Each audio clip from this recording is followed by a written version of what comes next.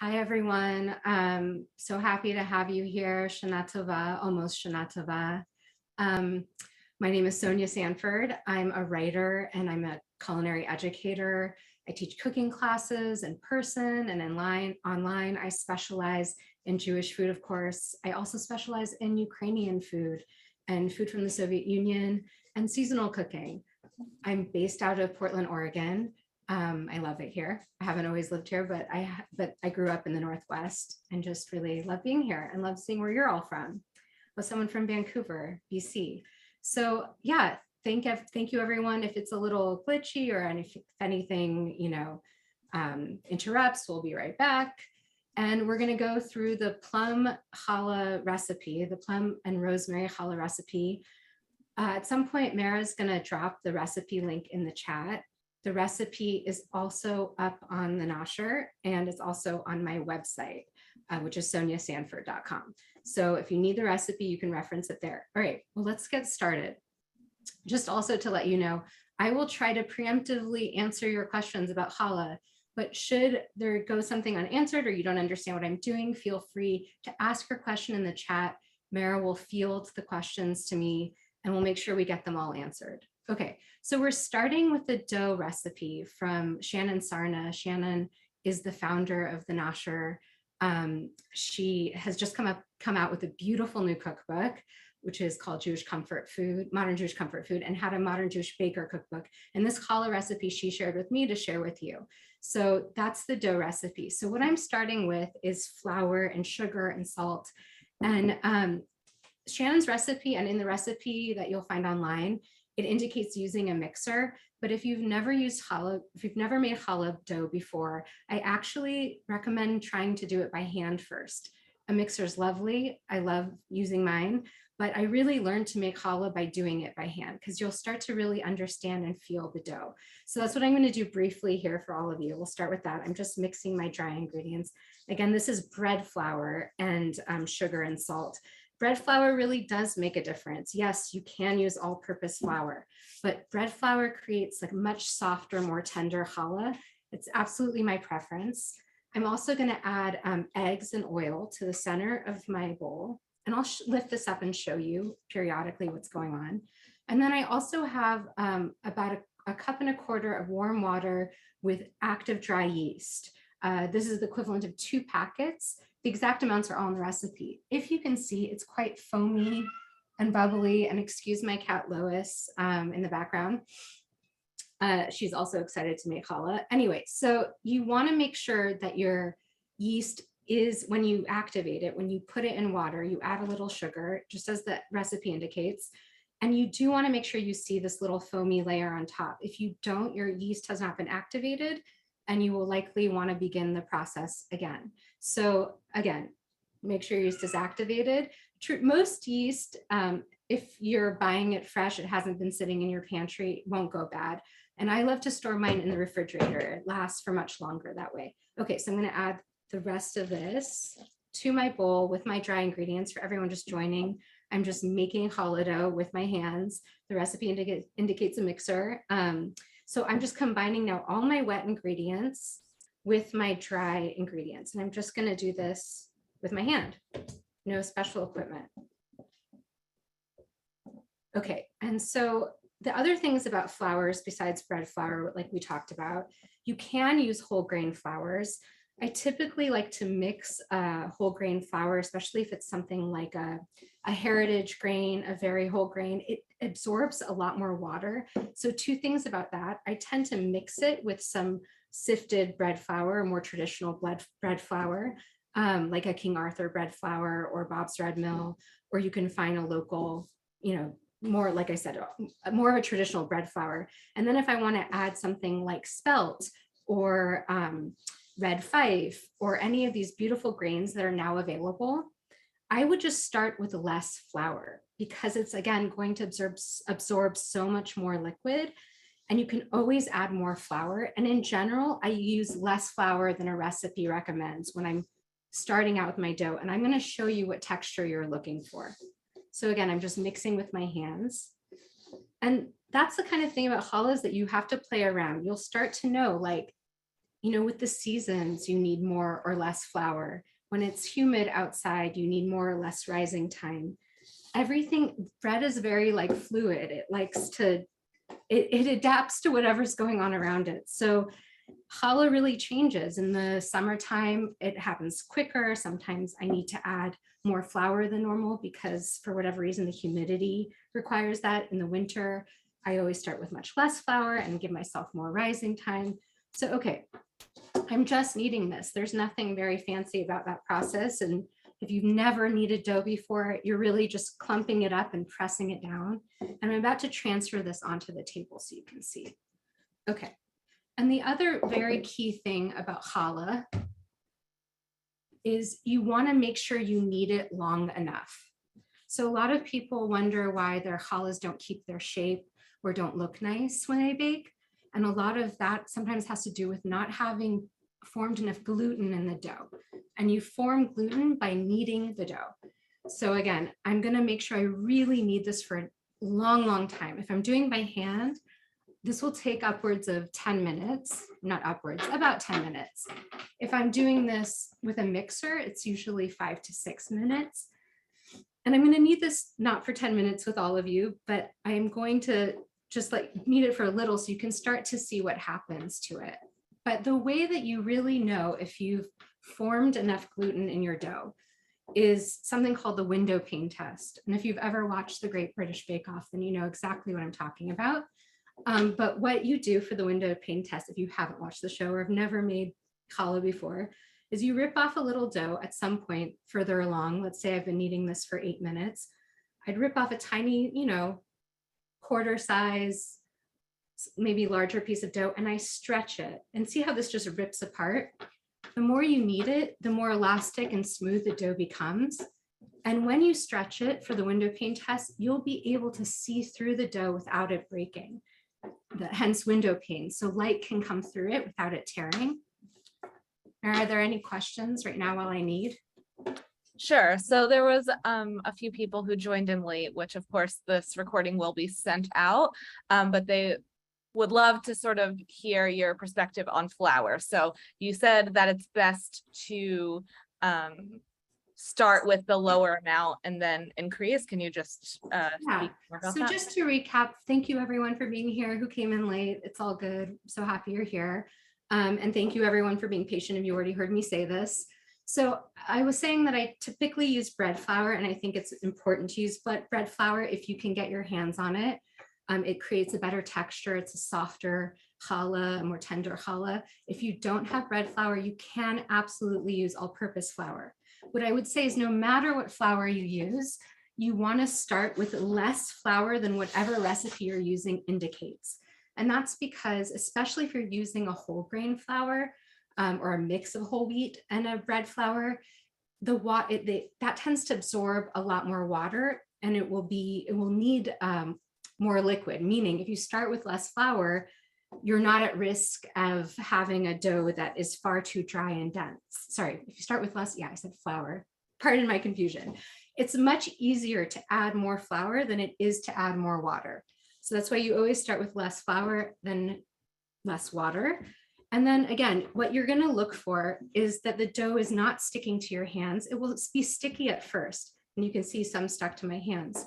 But as you knead it, the dough will get progressively less and less sticky, and it will become more and more smooth and elastic. So that's really the key. Is there anything else right now, Mara? So there are a lot of people who struggle with breads, as is true for the British Bake Off. What can some people do if they are using, bread flour, but they're just not getting the fluffiness that they're looking for? I see. So yes, unfortunately, it's not just about flour. Flour certainly helps, but we're going to go through each step of this and what results in the best kinds of dough. If you're getting dense challahs that you don't really enjoy, there's probably some steps along the way, like proving times and even potentially how you shape it. And each step of the way, I'm going to tell you what to look out for. So right now, in this stage, in the kneading stage, it's not adding too much flour because that will cause a denser challah.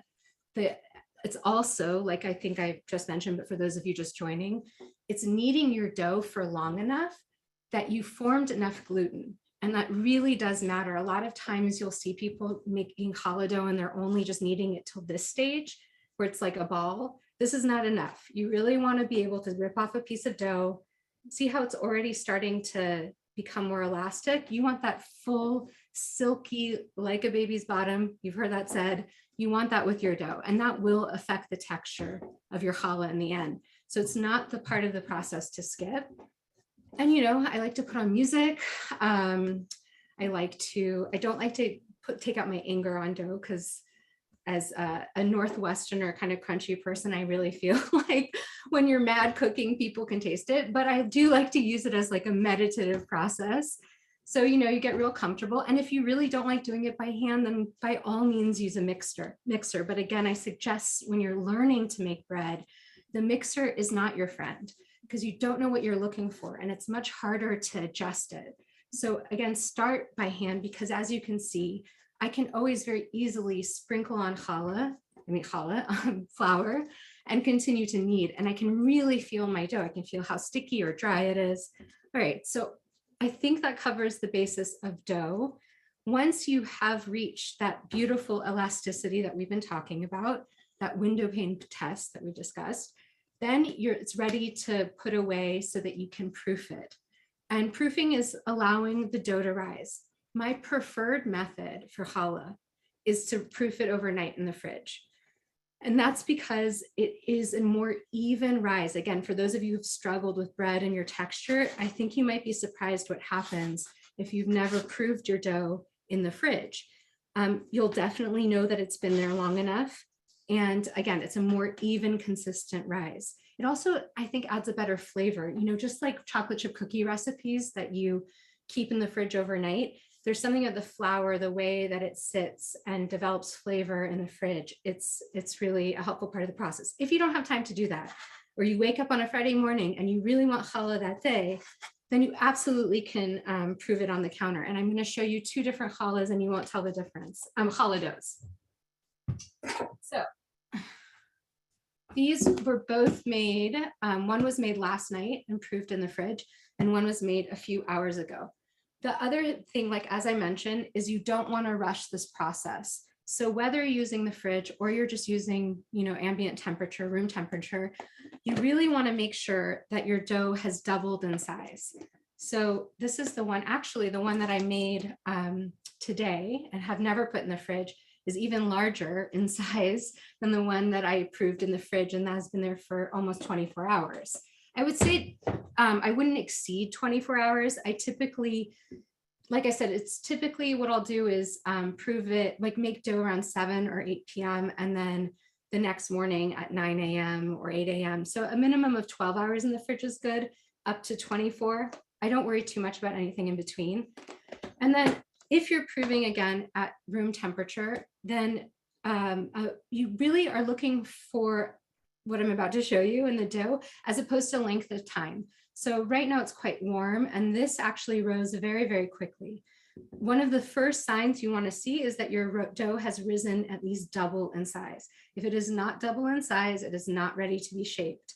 If it's more than doubled in size, that's fine. You can overproof the dough, but that's usually not people's problem. And usually if it's been 2 hours, you're fine in almost any weather condition. This is a very hot day and it's been sitting out for 2+ hours, 2.5 hours.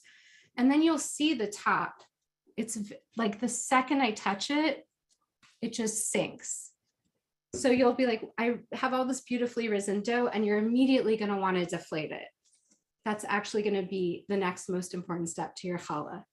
So again, you can do it in the fridge or you can do it on your counter on a very hot day. It may take as little as 1.5 hours. On a very cold day, it might take 2.5 hours. And the more you make challah, the more you'll notice, you'll see it. It's lovely, it's airy, it's soft like that, it sinks down. And now you can see how it doubled in size, because this is back towards its original size. Sonya, I love that you're using a clear container so we can see so clearly the double in size. We did have someone who asked about the oven proofing setting. Do you have any thoughts on that? Is that something to avoid? I I have never had the luxury of an oven proofing setting. And if anyone in the chat has and wants to share that they've had success with that, it sounds like such a lovely thing to have, especially again in the darkest, coldest parts of winter. But yeah, I don't want to give you advice if I haven't done it, which shockingly I haven't. But on a winter day, I like to keep my challah around the stove, especially if I have a pot of stock on. And I know that's not the same as a proving drawer, but I like to put it in a warm place. I mean, the dough loves the warmth. And I will say that, you know, again, if you watch the British baking show, they use the proving drawer all the time. So naturally, I think it's probably a wonderful invention and one to use. Okay, the next thing we're going to talk about is jam. What we're going to go back to shaping in a second, and don't worry, I'll angle the camera so you can see me shape challah. But before we do that, we'll talk about this particular recipe and the filling.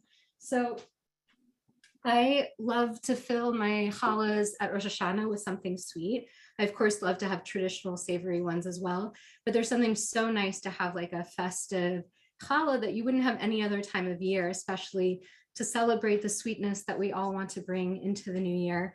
And Rosh Hashanah always coincides, even when it's early September or late September, it coincides with plum season where I am. And with most of North America, it's usually possible to find plums. If you're somewhere else, of course, it may be different.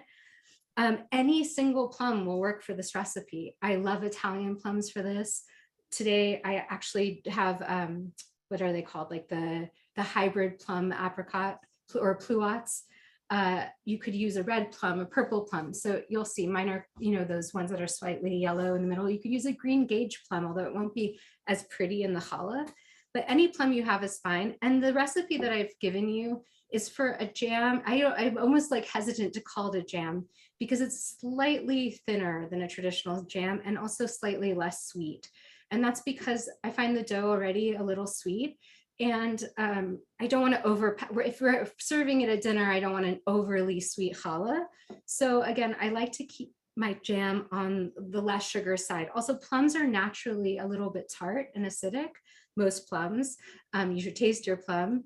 And then that's why I also don't add too much sugar. I like that kind of bright, sweet, and a little bit sour flavor. So all I've added to this is, and the amounts are in the recipe, which again, Mara put in the chat, but is also available on the Nasher, is also available on my website. And we'll mention both those things again. But anyway, this is about like 2 pounds of plums, and I'm just looking up the exact amount, 1 cup of sugar or a little less. So oftentimes with even jam, I'll start with less sugar and then taste the jam as it's cooking carefully. It's very hot, so I'll let it put on a spoon, let it cool, and then taste a tiny bit to see if I like the sugar level. But I start always with less, and a little lemon juice. And I actually add the lemon pulp too, because that helps it thicken. And then I'm just gonna, with no water, put this on a medium heat in a medium saucepan and let it start cooking. The juices will start to release, it will become liquid. And you're just gonna let that simmer until it's thick. Again, I give you the exact to the T instructions in the recipe, but what I'm looking for is jam-like consistency. And you'll want it to like easily coat the back of a spoon. That's one of the great signs that it's thickened. But if you've ever made like a cranberry sauce or any kind of jam, you're looking for it to really thicken and reduce and become jammy. And it will continue to thicken once it cools. So you don't want it too loose, but just know that it will continue to thicken. And then if you find that it's not sweet enough, you can add more sugar, even if it's like halfway through or near the end, and just simmer it a little longer till the sugar dissolves. So that's what we're going to do here while we shape our challah. I'm going to move over into that. I already have some plum jam that's ready. It's this beautiful color, you know, it's that lovely dark purple shade, and it's just so nice inside a challah with those swirls. And again, I think the beauty at this time of year is also part of the celebration, to have like a beautiful sweet challah. And if you don't like plums or you can't find plums, the other note I would say is this recipe works with a range of fruits, but my other second favorite for this particular recipe is to use fresh figs.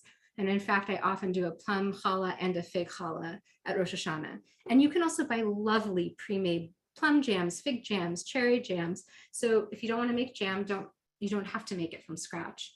All right, so what we're going to do, and like I said, in a minute, I'm going to angle the camera so you can see me form the challahs. I'm going to take this dough that's beautifully proved. I've deflated it and deflate it again, angling it so you can see it for now. And I'm going to divide it in half. I'm eyeballing it. If you love things to be absolutely perfect, you should weigh the dough and then divide that in half. And then you'll know, I mean, divide the weight in half and make sure each piece is exactly half. But I find that that's not necessary. And usually eyeballing works just fine.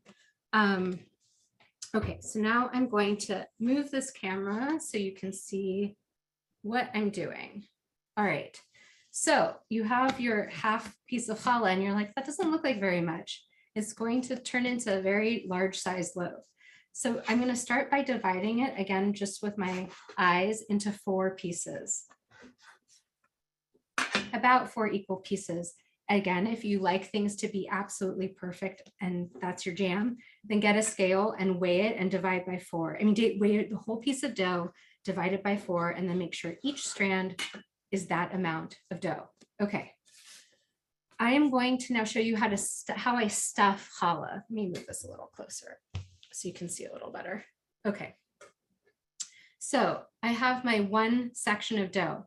You can use just your hands. If you don't have a rolling pin, you could use a wine bottle. If you don't have either, you can use your hands. And I'm roughly just wanting to flatten it out. I will use a rolling pin. I happen to have one. And I'm just gonna, again, roll it out. I'd like it to be about 12 inches long. And you'll notice I'm not adding any extra flour. You don't really need to. If your dough shouldn't be so sticky that it sticks. But if you want a little flour, if it is sticky, just dust it lightly. Like, I'll show you the amount. Hold on, there's my flour. Thanks for waiting. Okay, so like if you need a little, truly like a small amount. You don't want to weigh your challah dough down with too much flour. All right, and then let me just do this again.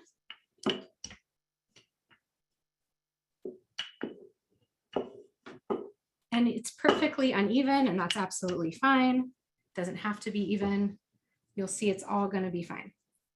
The main thing with challah is to know that no matter how not perfect it is somehow always one of the most beautiful things on your table, and no one has ever been mad at someone that made them challah. Okay, so I'm adding this much, a literal spoonful of jam. I do not like to add too much. You'll want to add too much, and I'm going to caution you against that. It really, and maybe like, okay, another tiny half. But if you add too much, it will explode and become a very leaky challah. And then I've added chopped rosemary. If you don't like rosemary, leave it out. I love the savory note it adds in a sweet challah. If you like thyme, that's another lovely herb that could go here. If you don't like either, then skip it. If you're interested in dairy, you could add goat cheese to this. You could add a beautiful, even like a cheddar would be nice. Okay, so then I'm going to flip one side over to the other and pinch it shut. And my jam is starting to simmer. I'm going to just turn that down and let it continue. Sonia, Yes. so there's lots of substitution questions, Yes. and for the challah in Correct. particular, will this technique hold up with other, let's say, vegan or gluten-free challah recipes? It will absolutely hold up with the vegan recipe. And I'm going to circle back to that in one sec, just to see, I'm going to show you one more time. We'll go through that last step again while I answer this question. Yes, vegan recipes. In fact, the Nasher has my vegan challah recipe up. It's a turmeric maple vegan challah. You can absolutely do that with this, and you could add any range of vegan ingredients that you like. You could add a vegan pesto if you don't want to use jam. And you could, obviously jam is also vegan. Gluten-free challahs, if you have a great recipe and you have dough that's pliable, then absolutely you can do it. The thing is that gluten-free dough can tend to look a little different. And so because I have not personally tested a great recipe, I just don't want to overpromise, but there's no reason you shouldn't be able to do it. Okay, so again, I'm going to quickly add a little bit of jam and not too much. clean up there. And this is maybe even like a hair too much.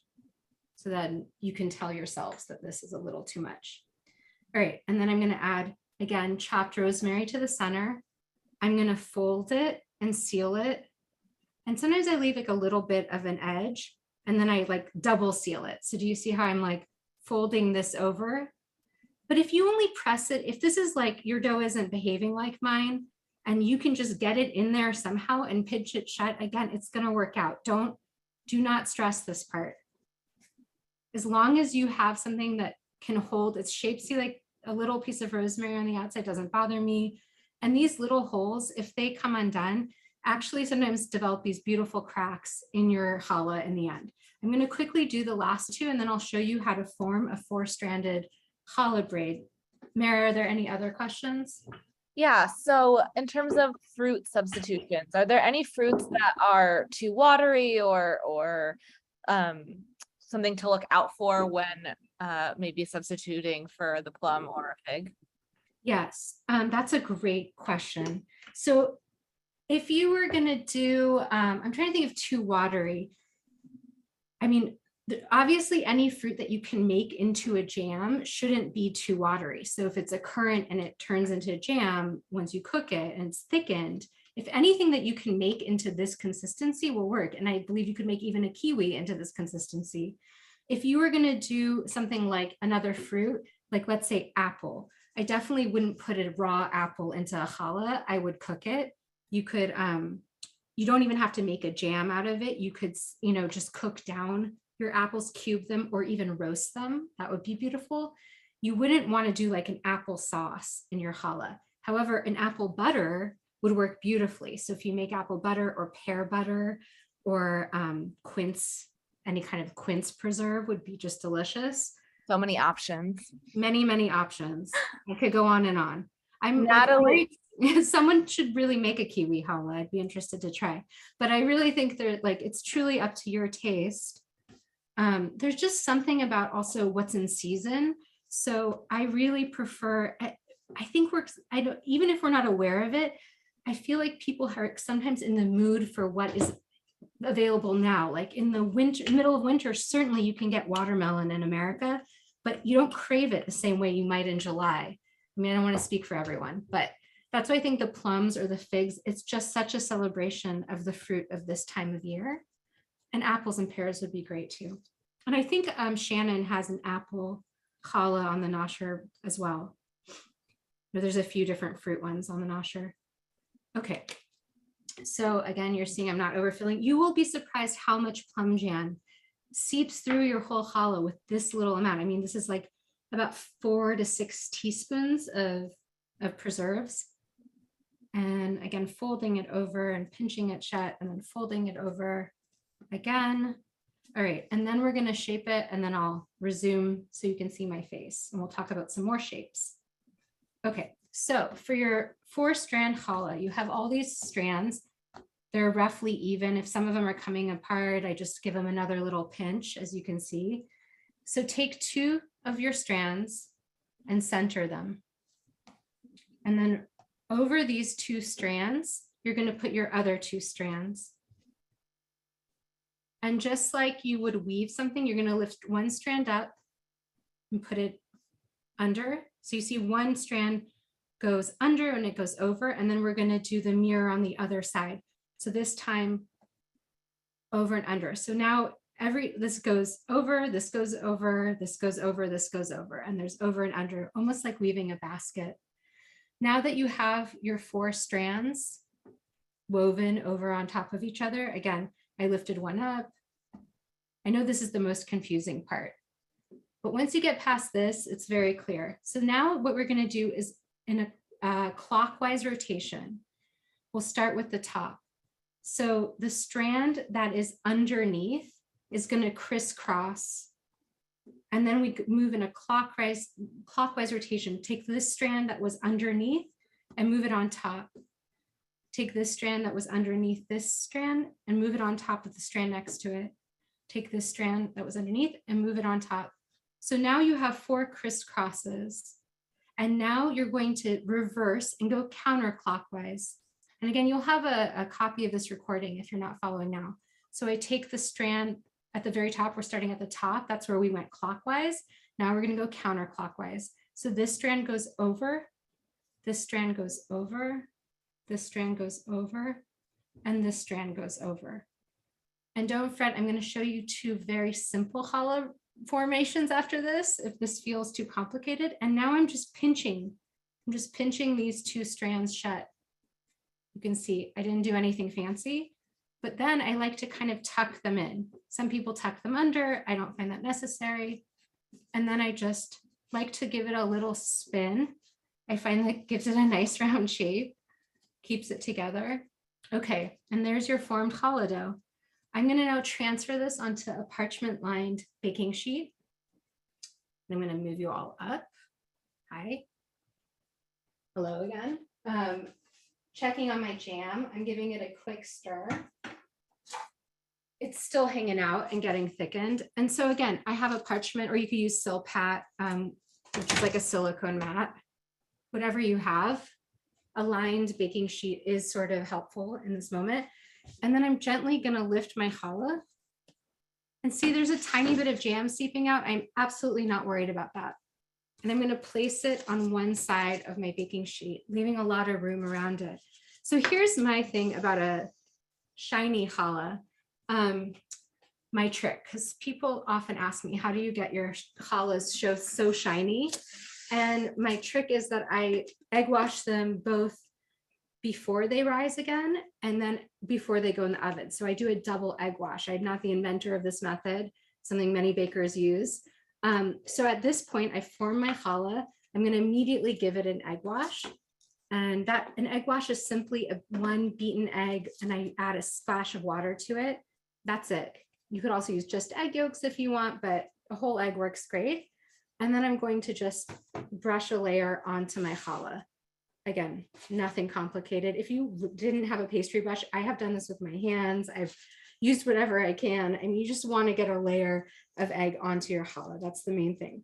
There's a vegan recipe, like I mentioned on the nasher, with a vegan egg wash method. And for that, I actually, I use a vegan egg wash, which is like non-dairy milk and maple syrup.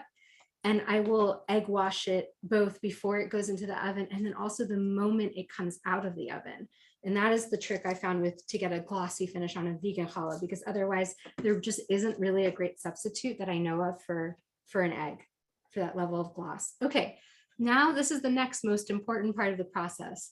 We're gonna let this rise. And this is where a lot of people get tripped up. So again, I often get asked, why are my challah doughs splitting? You know, if any of you've made challah and you've seen your braids split or crack or get misshapen, it may be in this step that, and likely you're not letting your dough rise for long enough the second time. So this is where just practice makes perfect. The more you make challah, the better you'll know. But I always err on the side of more time than less time if I'm not sure. So in a very hot day in a hot kitchen, it can take as little as 40 minutes. I really wouldn't do a second rise for less than 30, but I think it takes closer to 40, 45 most times of year, barring really crazy weather. When it's freezing cold, I've had my second rise take up to, let's say, 50 to 60 minutes, maybe an hour. You can overproof it, so you don't want to let it rise so long. And the way that you'll know is it will start to really beautifully puff up. It will noticeably puff up. And when you press it, it will just like very gently, it will still have an indent and it will ever so slowly return upwards. But I don't think that that is always the easiest way to tell that it's proofed for long enough. So honestly, I think, again, start with time. So do a minimum of 45 minutes if you've never made challah before. And also if your kitchen isn't 120 degrees, if it's somewhere between 70 and 80 degrees. And if it's colder, do longer, and then start to play around. If you're noticing that your challahs are splitting, give it more time to rise. Okay, so I'm gonna tuck this away. I often put like a bowl on top of it or a loose piece of plastic wrap, but it's also, you know, been brushed with egg wash so it won't dry out.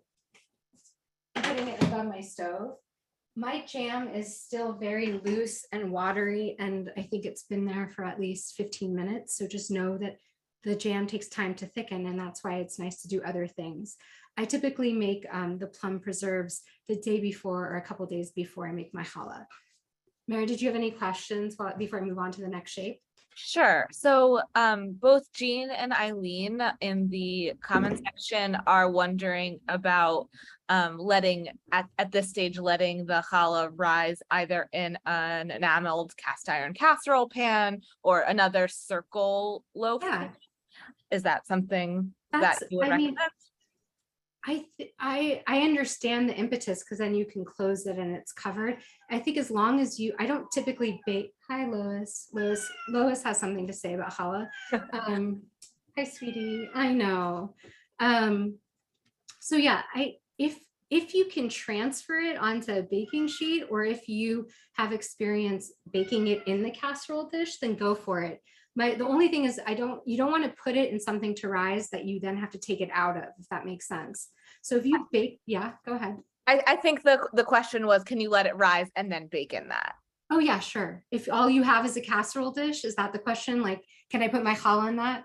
In any event, whatever you're putting your challah into rise, as long as it can be put into an oven and has room to grow because it's going to at least double in size, yes, you can bake it in that. I typically find baking sheets better for bread because the air circulates and you'll have like probably more even browning. It's a little different though with sourdoughs, because I know like there's special, cast iron like pots with lids for sourdough bread. So this is a little different. Go ahead. And we just, in terms of the first rise and also the second rise, is it important to have that totally covered? No, if you haven't brushed it with egg wash, yes, I would lightly cover it with plastic wrap or with a bowl or with a container or with anything that will keep it from drying out. But if it's egg washed, it's less of a concern. So like I said, I typically I stick like a big mixing bowl on top or loose plastic wrap. So that's ideal, but not necessary. I also just want to show you what I'm doing. I've taken the second entire half of challah dough. I flattened it out. It's now like about 16 or 17 inches long. Let me move this back. Okay, and then you can see it a little better. Okay, so I flattened it out. And this is going to be a much simpler way to make this challah. So if you don't want to do a fancy and I don't even know if it's fancy or not, but if you don't want to do a 4-strand braid, I'm going to show you 2 more ways to shape your challah. You really want to shape challah, Lois, I know. All right. Everyone's dogs are perking up. I can imagine. I'm not quite sure what she's been fed. Everything's wonderful. I feel like she's just very festive for some reason. All right. So this is, again, my whole second half of that one batch of challah dough. And I flatten this out and I'm going to fill this with jam. I'm going to probably do 3 to 4 spoonfuls. So again, like before I did the 1 spoonful per quarter, I would use almost the same amount, but now for the whole challah. And I'm filling this whole big piece of challah dough in the center with plum jam. I'm also going to do rosemary again because I like it. But again, do you. All right. And then I am going to seal it up the same way that I did those small strands. Sealing it up means I just put 1/2 over and I'm pinching it down. And I'm going to pinch it all around and make sure it's good and sealed. All right. And kind of roll it shut, continue to pinch. And then this is the whole challah. You have this about now, I'd say it was maybe 18 inches long. It doesn't really matter, honestly, it can be any size you like, but it will grow a little as you're doing this. And then I'm just slowly coiling from one end to the other, and that's it. It's a coil. That's your challah dough. So you don't have to do any complicated braiding and you don't have to pinch it. That's it. I'm going to stick this on the same sheet pan as my other challah. And it's also beautiful. I've done spirals before where I've made them very, very long and really coiled them up into a very thin spiral. That's quite beautiful. So if you want to play around with that, it's just such an easy, fun shape. I'm going to stick it on the same sheet pan, but I've made sure there's enough room. If your sheet pan is smaller, I would only use 1 per sheet pan. The other thing that I will mention about challah dough and baking challah that I do think is really important is some people have issues with their challah splitting or burning or not coming out right when they put two in at the same time on different baking sheets at different parts of their oven. So meaning I only put it, like this is my whole batch. It's two challahs, it's on one baking sheet. I'm gonna put this in the center of my oven and that's it. Nothing else goes in the oven during that time. Not a second challah, not anything. If I'm doing batches of challah, I still only do like in the center of the oven, one at a time. Your oven might be much better than mine. Maybe you even have like a beautiful double oven or commercial oven.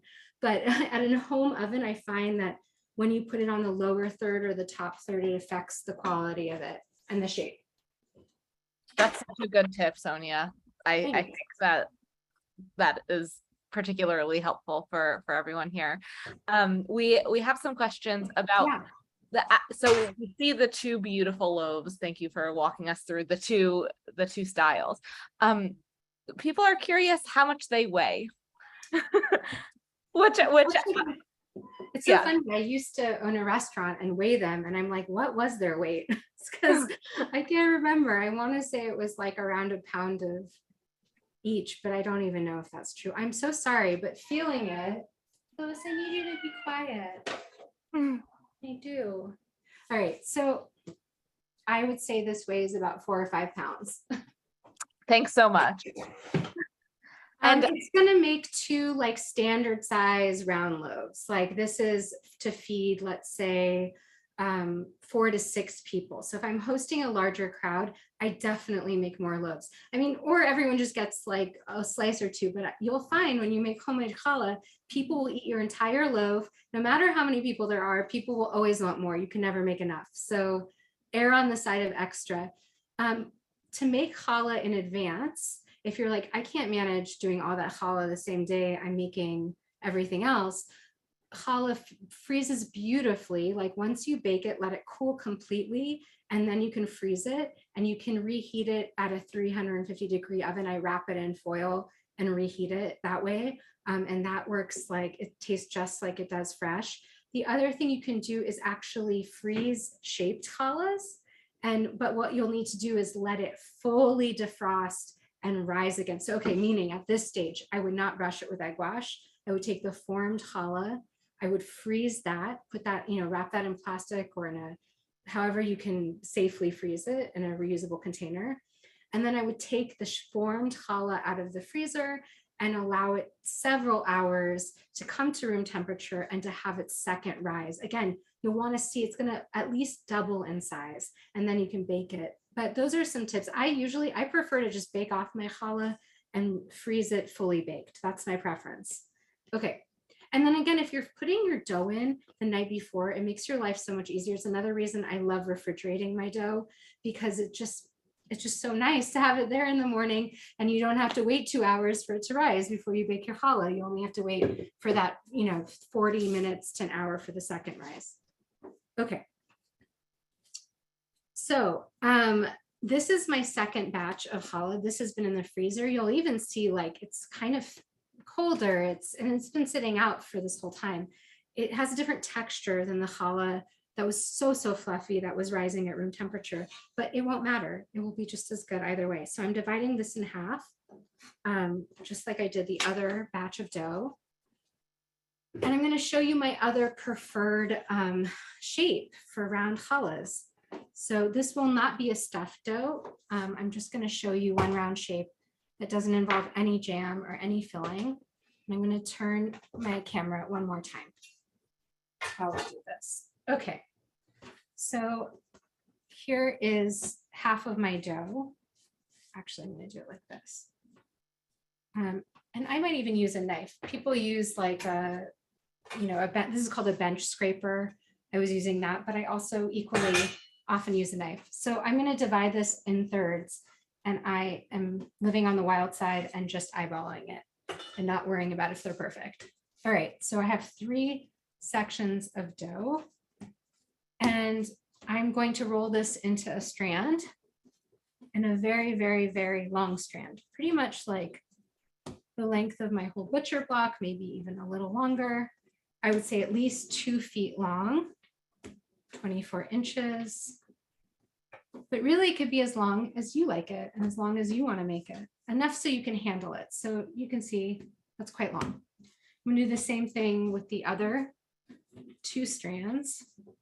And there's some rosemary that's fallen on that. Again, not a big deal. And you can see like this dough, like it doesn't want to go into its shape as much as the other dough because it's been in the fridge. But I'm not worried about that either. It's just going to need a little more love and a little more time to roll it into strands, but it will work just as well.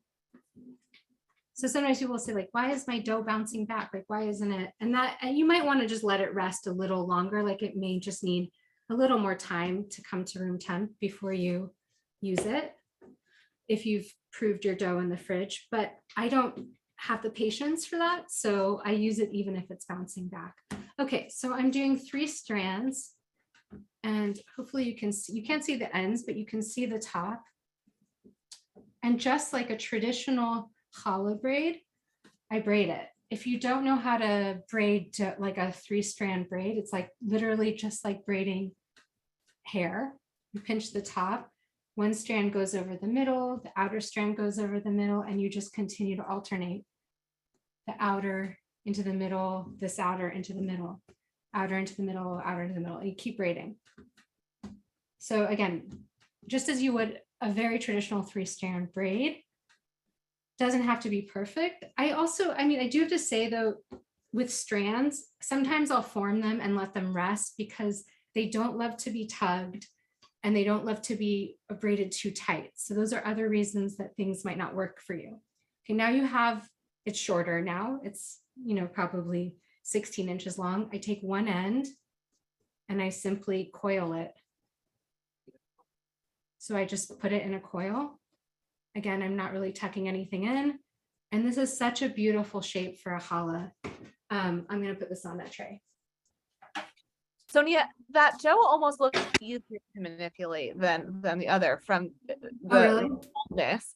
Did you find that to be true? Is that just my eyes? Here, I'm going to move my thing up. Yeah, I really prefer the dough proofed in the fridge. I guess that's my take home message today. But I also know that not everyone wants to do that. So don't do that if you don't want to. But yes, I find it like easier to use, better flavor, holds its shape more. So it makes my life easier. It's my preference. But again, please do you. That's so much what I care about for everyone with cooking. There's no need to do it this way. All right, so those are like the 3 main ways you can riff off all of these. The 4-strand braid could be turned into an 8-strand braid. You can use the same exact technique, but make 8 equal size strands. So then you're folding them over as though you take 2 strands and make them 1, if that makes sense.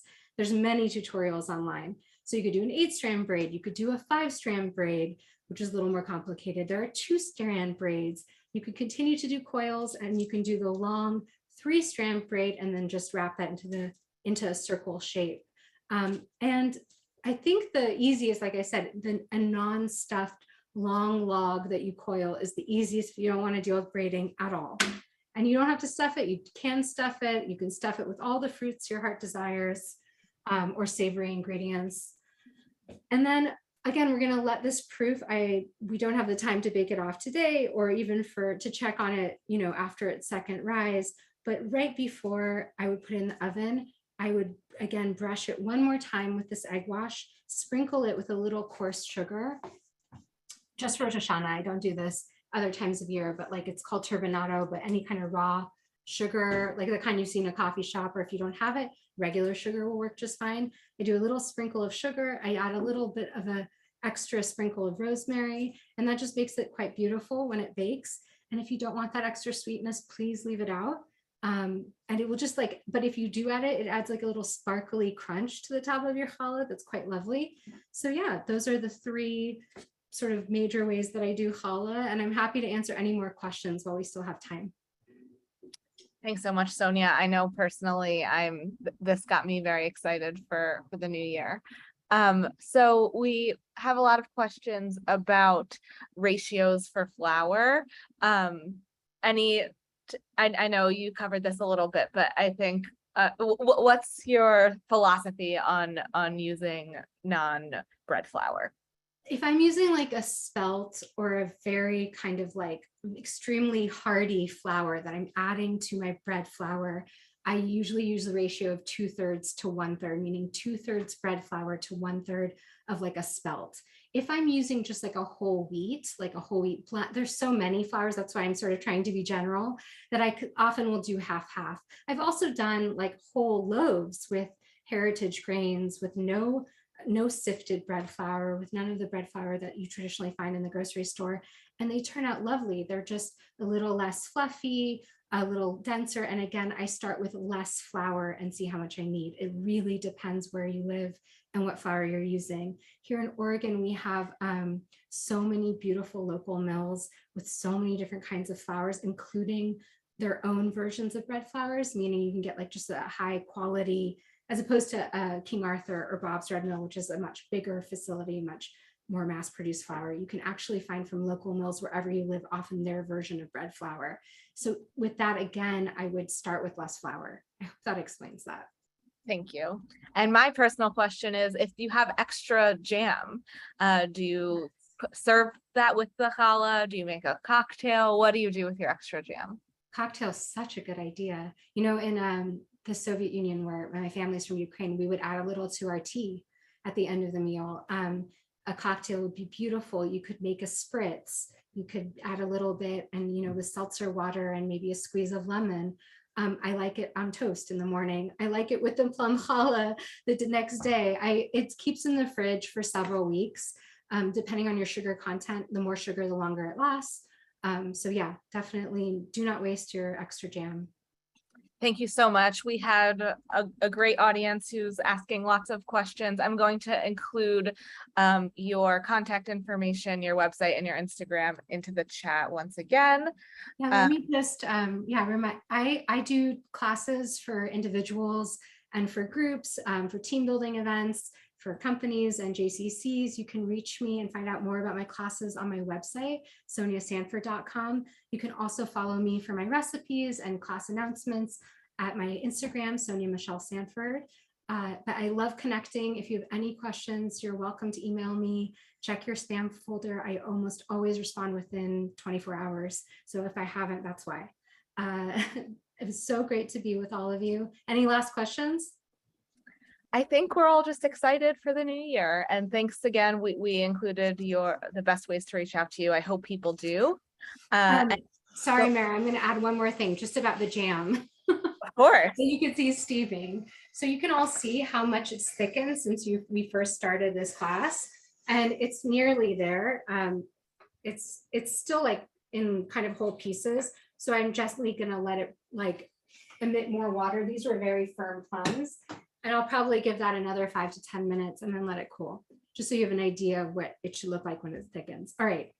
No, thank you. That's super helpful. And I know that people were asking about store-bought, but it's store-bought. I love the Bon Maman, the French jam. I love that. They have a beautiful plum preserve and a cherry preserve and a fig jam. And if you've read their amazing story and their role in the Holocaust and how beautiful of a company they are, there's also so many lovely, I'm a big fan of farmers markets, so I love getting jam there, and it tends to be seasonal, but yeah, those are my favorite. Thank you. But store-bought is always good to have on hand. You make making it at home look really delicious. Yes, please buy the store-bought. Do whatever works for you. The point is to just make the challah, and don't worry if it's funny shaped or if it's a little too dark. I'm telling you, people are so happy to eat homemade challah, no matter what it looks like, and actually probably no matter what it tastes like. But this recipe that Shannon wrote for the dough is lovely, and you'll have a beautiful challah.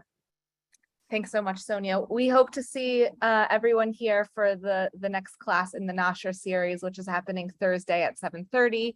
We're being joined by Chef Erin Gutman, and we're making a North African fish dish as well as a sweet date cake. So we hope to see you all there. Thank you so much, Sonya. Thank you all for spending time with me this evening. Have a lovely high holiday season. Same to you. Thanks, Maya.